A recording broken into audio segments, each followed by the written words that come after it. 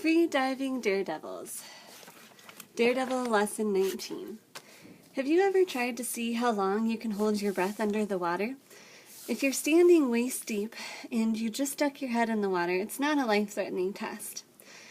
Imagine, however, holding your breath, diving hundreds of feet straight down into the ocean. If you descend far enough, the enormous water pressure will start to squeeze you like a lemon. Your eardrums will pound in agony. And if you aren't extremely careful, you could black out and drown.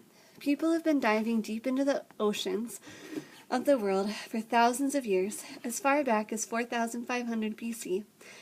Divers in Mesopotamia harvested pearls from the bottom of the sea. Ancient Roman divers scooped up mollusks, which were used to produce purple dyes for the emperor's robes. And people in the Caribbean and the Pacific have been diving to catch fish and lobsters for centuries. These divers were all trying to make a living. Today, however, there is a new breed of death-defying daredevils who do it for fun. They can even challenge each other to see who can go deeper. This underwater sport is known as free diving, and it is definitely not recommended for amateurs. In an average year, about 50 people around the world die while trying to see how far they can dive and still make it back to the surface. The divers, mostly novices, die from blackouts and crushed blood vessels. They don't usually die going down. That's the relatively easy part. They die because they swim back to the surface much too quickly. The body doesn't have time to adjust to rapidly changing water pressure. As a result, internal gases in the body expand too fast, causing the arteries in the heart or lungs to explode. In free diving, there are 3 different ways you can risk your life. One method is so crazy, the Free Diving Federation has refused to recognize new records since 1970, hoping to discourage participants. This no-limits free diving, a diver holds on to a 130-pound sled.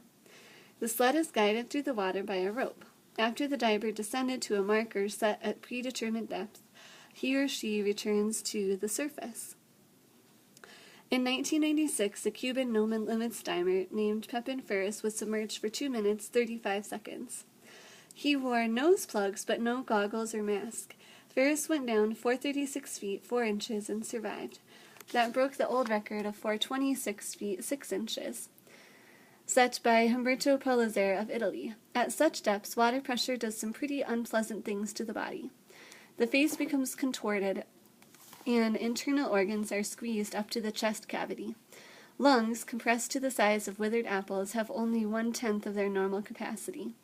The pulse drops to an incredibly slow rate of just under 10 beats a minute. As a safety measure, free divers have scuba divers stationed at various depths, ready to offer help if needed.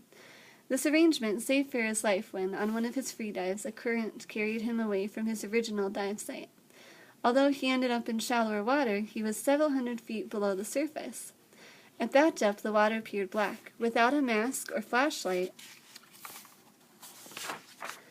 Ferris was effectively blind. Scuba divers rushed to his aid to keep him from smashing into rocks on the bottom of the ocean floor. A second, slightly less risky method of free diving is called variable weight diving. In this method, the diver uses a weight up to 1/3 of his or her body weight. After being pulled down by the weight, the diver discards it and begins the ascent. Because the weights are lighter than underwater sleds, variable weight divers don't go down as far as no-limits divers. Constant weight diving is the third variation of the sport. This most popular type of dive is done with flippers, but no weights. The divers actually have to swim down as well as back up. Although they don't reach the great depths of other free divers, constant weight divers do rack up some pretty impressive numbers. In the fall of '97, Umberto Pozzali set the men's world's record for constant weight diving at 246 feet. Like many other fans of the sport, Jean-Jacques Mayol, a freediving teacher in Florida, thinks constant weight diving is the purest test of human diving ability. Scoffs Mayol, anybody who can clear his ears and hold his breath for 2 minutes can set a no-limits record. It doesn't take a whole lot of skill to hang on to something. Mayol admires constant weight divers who must conserve their oxygen and strength for the return trip. They train until every little cell knows how to hold its breath, he says. Although constant weight divers don't go as deep as no-limits counterparts, they still face great danger. In 1996, Alejandro Ravello tried to set the men's constant weight world record. Just in case he needed help with the last few feet of ascent, he had 2 safety divers waiting for him at a depth of 40 feet. Ravello planned to be submerged 135 seconds. An underwater current caught him by surprise and took him 60 feet off course. He was 15 seconds overdue, a frighteningly long time in a sport where life and death hang on split-second decisions. At last, the safety divers spotted him. He was desperately clawing for the surface. Before they could reach him, he blacked out. Divers pulled Ravello to the surface, slapping his face hard as they could and shouting, "Breathe." A waiting medic slipped an oxygen mask over the diver even before he was out of the water. Ravello vomited blood into the mask from burst capillaries in his nose. Amazingly, he survived to tell the tale. Even more amazingly, this near-fatal experience did not discourage him from taking future dives.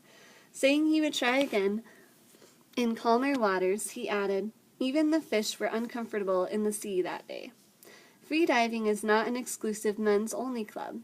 There are women freedivers, too, all trying to test their own limits. One is an American part-time model, Megan Hadney-Greer. She discovered the challenges of freediving in '95, while on a spearfishing trip with a friend.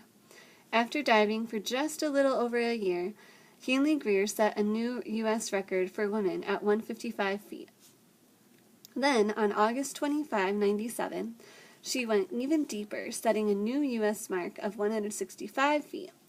Henry Greer was once asked why she was willing to risk her life to challenge the ocean. "It's a different place to go," she replied. "It's a different place to explore."